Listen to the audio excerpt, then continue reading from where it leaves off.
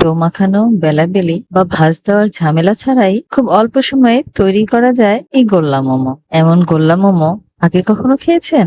একবার দেখলেই বানাতে মন চাইবে। চলুন তাহলে দেখে আসি রেসিপিটি। আসসালামু আলাইকুম, আমি বাংলাদেশের 7 থেকে বলছি। এই অসম্ভব মজাদার মোমোগুলো বানানো খুবই সহজ আর খেতেও দারুণ মজা। এখানে আমি একটা বাটিতে প্রায় 250 গ্রাম চিকেন কিমা নিলাম।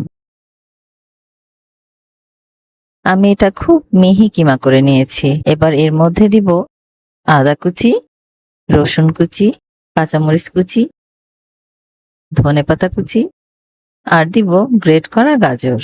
এখন দিব 1 চা চামচ পরিমাণ সয়া সস আর পরিমাণ মতো লবণ।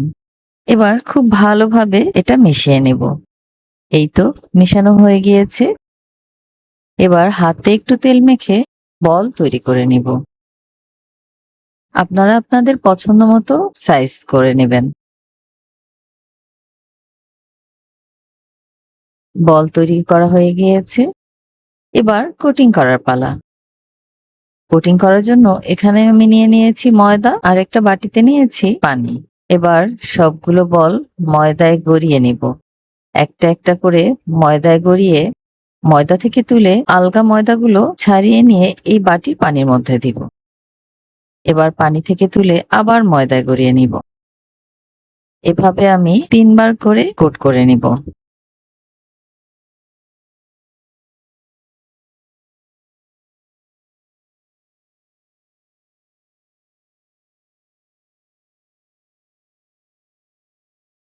এই যে সবগুলো কোট করা হয়ে গিয়েছে। দেখতে অনেকটা মিষ্টির মতো মনে হচ্ছে। এদিকে আমি আগে থেকেই চুলায় পানি দিয়ে রেখেছিলাম। পানিটা ফুটে উঠেছে। এবার গোল্লা মোমোগুলো এই পানির মধ্যে দিয়ে দিব। কাজটা খুব সাবধানে করতে হবে। এবার সিদ্ধ করব 20 মিনিট।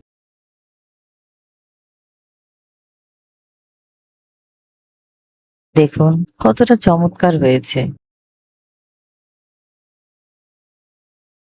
20 মিনিট পর চলে এলাম। মোমোগুলো ভেসে উঠেছে। তার মানে সিদ্ধ হয়েছে। এবার সবগুলো মোমো তুলে নিব।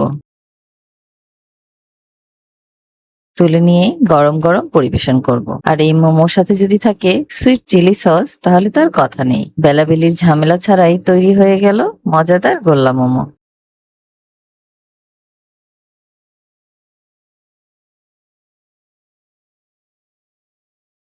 একটা আপনাদের কেটে দেখাচ্ছি। দেখুন কি চমৎকার।